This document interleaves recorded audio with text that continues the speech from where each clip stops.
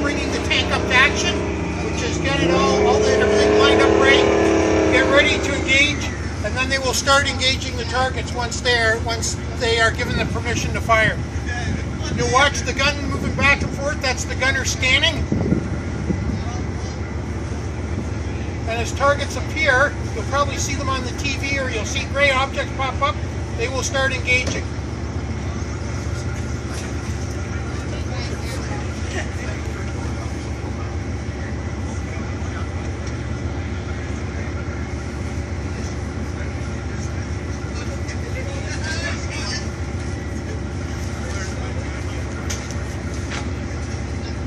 So you can see the tank traversing back and forth there. That's the gunner through his optics scanning for something to pop up in his sector. They've divided the range in half. They're both scanning their halves.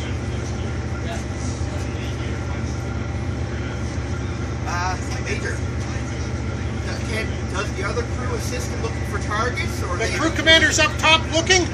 The loader is pounding rounds as fast as he can get them into the gun.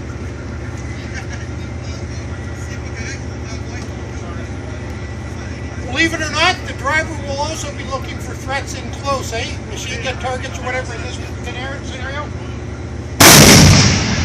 Yeah, baby.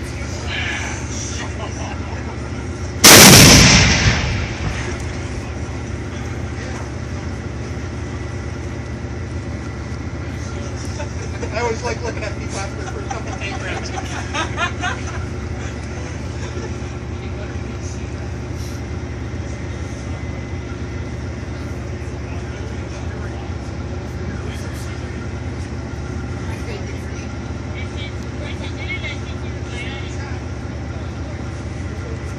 See them hunting? They're hunting for the next targets. They're looking and looking.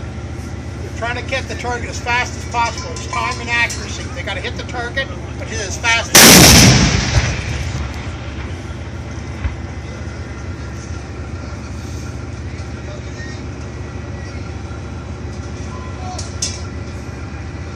If you're watching the TV, occasionally you might just see a flash of some dust kick up. That's one of those sabo petals falling off the round, hitting the ground. Those are the shell casings coming out.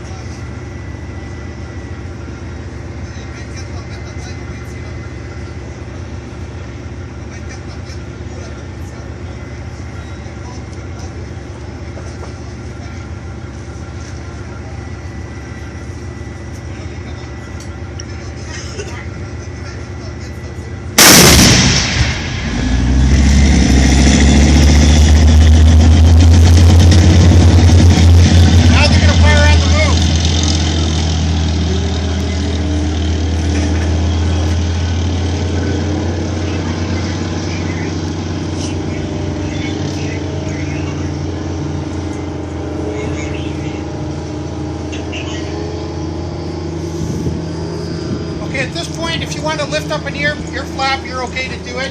The concussion won't nearly be as loud. If you do have sensitive ears, you may want to keep them down, but it's gone far enough. You'll still know it's firing, but it won't hurt you.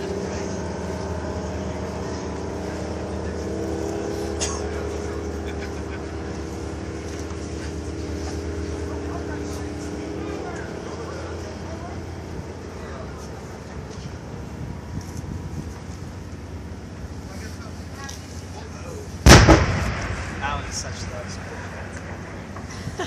Just the delay. So cool.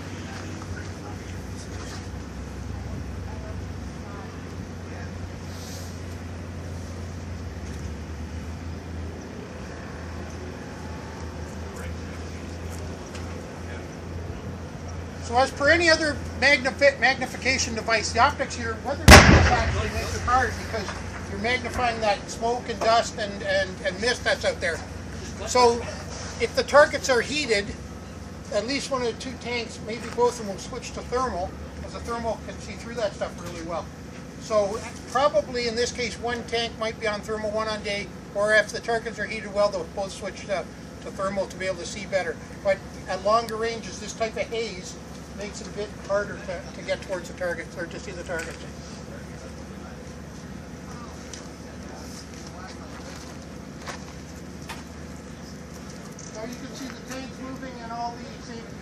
moving along with the moving down.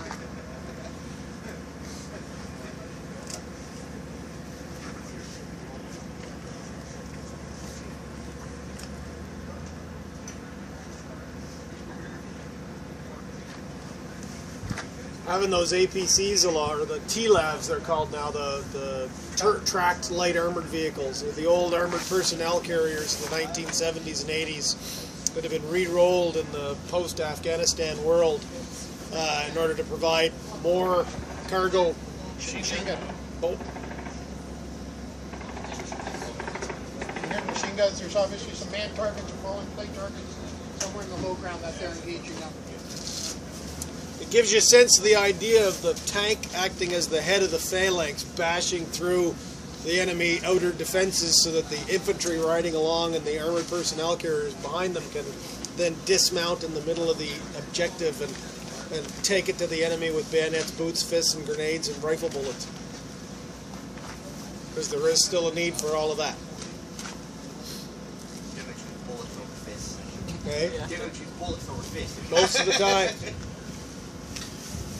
And you jump in